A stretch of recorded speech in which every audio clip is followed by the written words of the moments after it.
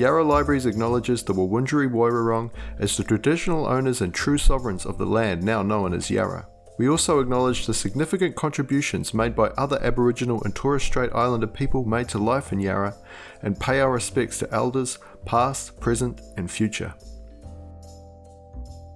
Hi, I'm Lucinda Gifford and I'm a children's author and illustrator, and I was really excited when I found out what the theme was for this year's CBCA Book Week.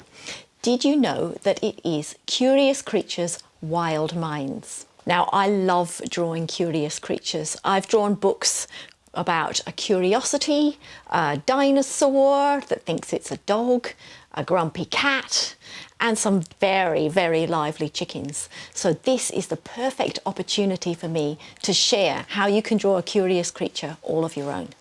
So the first thing we're going to do is we're going to draw out all our ideas. I'm going to do that on some paper over here. And then I'll draw a creature and show you how I put all those ideas together. And then we'll get some great art materials and start colouring it in and adding detail. I can't wait to get started. Let's go. When I'm making up a curious creature, I think a lot about the kind of creature I'm going to draw. So I'm going to draw an ideas bubble here in my favourite scratchy red pen. Here we go. I'm going to add some bits to the bubble because it makes it feel more professional. And then I'm going to think about what kind of creature I want. Now I'm going to write some words in here. I'm going to write furry, you know, lots of fur. And if you don't want to write, you can do little pictures in here instead. I'm going to write funny. I want to draw a funny creature too. And I'm going to write scary, just a little bit scary. There. And now I'm going to put some drawings in here. I'm going to think of things I like I like pointy, hairy ears and scary eyes. And I think funny, maybe a little hat, something like that, or a big red nose. There we are. So those are some of the ideas I have. And then I'm going to think about things that people I know or animals I know or things I think are funny. So I like grumpy cats. Maybe I'll draw a grumpy cat to remind myself that this creature could be a bit like a cat. There we are. That's a grumpy cat. And I'm going to draw maybe a kid I know. Maybe there's a child I know that could. Here we are. I'm going to draw my neighbour. I hope he doesn't watch this. Here he is with his curly hair and his ears and his little top. I might put his top into my creature. So there we are. This is my ideas cloud. What I'm going to do now is I'm going to remove this. I'm going to keep it next to me so I can remember the furry, funny, scary things I'm making. And I'm going to get my favourite pen and I'm going to start drawing a creature. So remember we did scary eyes. I'm going to draw some scary eyes. Here they are. And I think too, I might do some scary eyebrows. And remember I said a long nose? I might do a long nose like that. And then maybe scary. I might do a mouth like this. Oh, but he was funny too. Or she. Here we go. Funny. And some teeth underneath. Some can be pointing up and some down. So that's the beginning of my creature. Looks a bit scary, huh? So we'll do a little hat on top. There we are, a little hat. And, oh, what a strange face shape. We'll do a long, let's do the creature really long. How about this with some furry stuff? So my creature is furry and scary and getting quite funny. Now, because I've made it so long, I think I can add lots of arms. So when you make up your creature, think about all the things you can add that are a bit unusual. And remember that whatever you draw, it can't be wrong because no one will have seen one of these creatures before. I'm going to do lots of arms, maybe 6. Now, so this is still a sketch.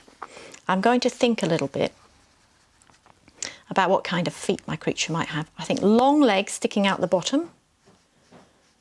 And, 2 legs. Maybe we could, maybe 3. Maybe there was one down here as well. And maybe one out here. And we can do a foot. Got feet going in all different directions. I think my creature's dancing. And some horns. How about that? So now I'm going to start thinking about my creature and how I'm going to draw my final drawing, because I'm going to draw this creature up in much more detail later, maybe add some colour. So I'm going to get my art materials and I'm going to test them. So I love my red crayon. I'm going to just do a little bit of test next. I think that might be good. And if I press hard, I can get it really red. So I'm going to do the hat really red, and in the bits I can't fit, I shall fill in with my red pen. So I'm trying out all my different materials now. And I'm going to add some stripes. So maybe he can be stripy. I think it is a boy. And I'm going to think about the name for my creature. So when you do your creature, you can write down a good name for them as well. I'm thinking Hector. I don't know why. Hector. Now remember, we drew a cat before. I'm going to give Hector some whiskers. There we are. And I'm going to start thinking about all the other colours and materials I can use. So I've got a yellow pencil here. Yellow might be nice. What do you think? Yellow and red arms and legs. And then I'm going to start thinking about where Hector might live. I reckon Hector might live, I'm going to do a little arrow to where he lives, under a bridge. There we go. Drawing a bridge just to remind myself. I think Hector, there's some water underneath. What would he eat? Just give him a bit of a moustache here. I reckon he eats nothing except cake. That's probably why he looks so grumpy. It's a bit of cake with some sprinkles on. I reckon he is, he's quite old, maybe 100 years old. Here's his latest birthday card. 100 today. Right, so the next step is I'm going to take my drawing and I am going to copy it, but I'm going to put Hector into a scene. I'm going to put him under the bridge and I'm going to draw him up in lots of detail. And then after that, I might draw some more characters as well.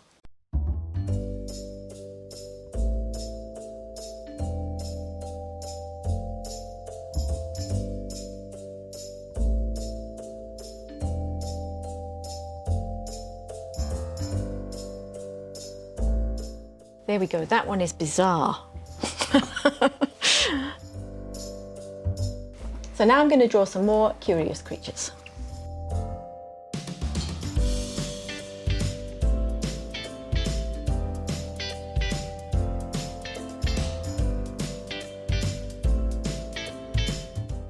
So I've drawn 4 curious creatures using my favourite artist materials, and everyone has their own favourites. My favourites are my black pen and my coloured pencils and crayons, but I also like using textures. So you could use your own textures or crayons or pencils or anything you like. Another thing I like to use is paper. Sometimes I rip it up and I stick it down and I draw on top of it. And sometimes I take pictures of other animals, like this lovely picture of a bird, and I copy them. or I cut out little bits and stick it onto my drawings. So I had to practice a lot before my sketches got good enough to go into books, and most of the sketchbooks are full of curious creatures. Here are lots of different fish that I drew. I didn't use a reference, I just made them up out of the top of my head. So sometimes when I draw my curious creatures, I like to draw them in lots of different positions. Here's one I drew before. And you can see that this creature, I've shown the creature sitting down and standing up and doing different things, so I can work out how to make the creature look the same in each drawing. Sometimes it might not be a curious creature. Here is a parrot I drew from lots of different positions.